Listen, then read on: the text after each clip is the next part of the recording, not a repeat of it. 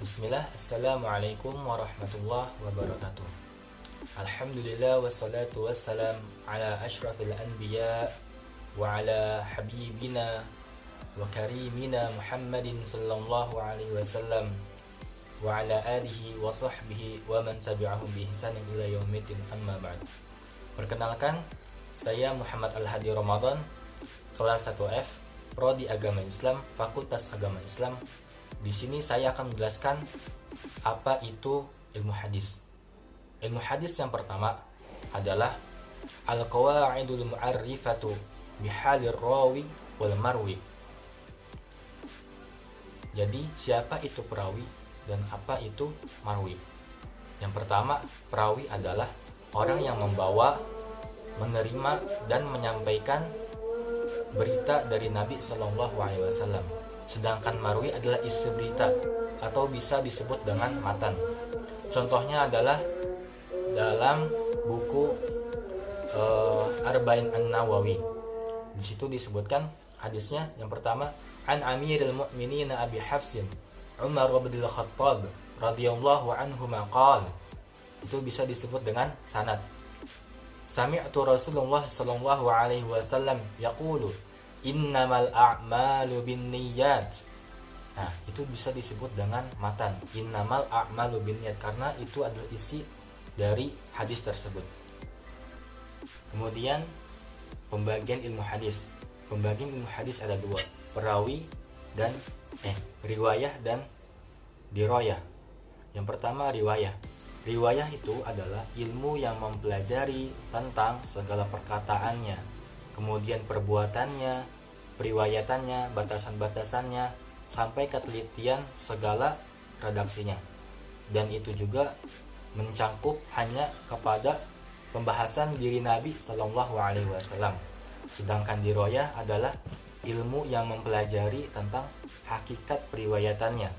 Yang kedua, syarat-syaratnya, kemudian macam-macamnya, lalu hukum-hukumnya, lalu keadaan para perawi dan syarat-syarat mereka meriwayatkannya.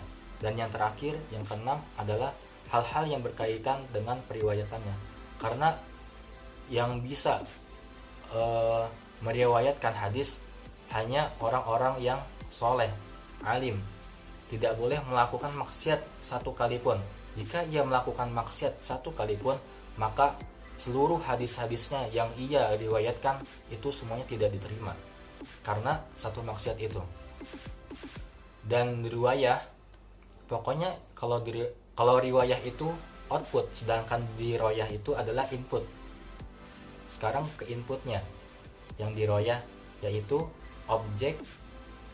Diroyah itu mencangkup objek pembahasan, penelitian sanad dan matan. Dan yang ketiga, kualitas hadis diterima atau ditolak. Kemudian selanjutnya, sejarah perkembangan ilmu hadis, riwayah dan diroyah.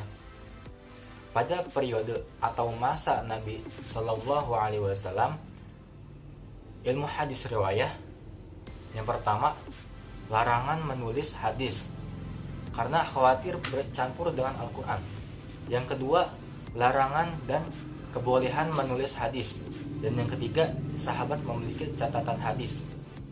Sedangkan diroyah, pada masa periode Nabi Muhammad SAW telah ada dasar-dasar ilmu hadis. Dan yang kedua, sudah disebutkan di dalam Al-Quran, dalam Quran surat Al-Hujurat. Sekarang pada periode masa sahabat.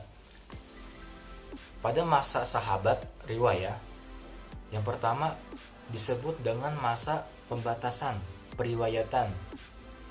Yang kedua dan diroyah. Oke, syukran minni kafani idza wajatum al khata fa innahu minasyaitan idza wajatum al kalam as-sahih fa innahu minallah. Syukran kafani. Wassalamualaikum warahmatullahi wabarakatuh.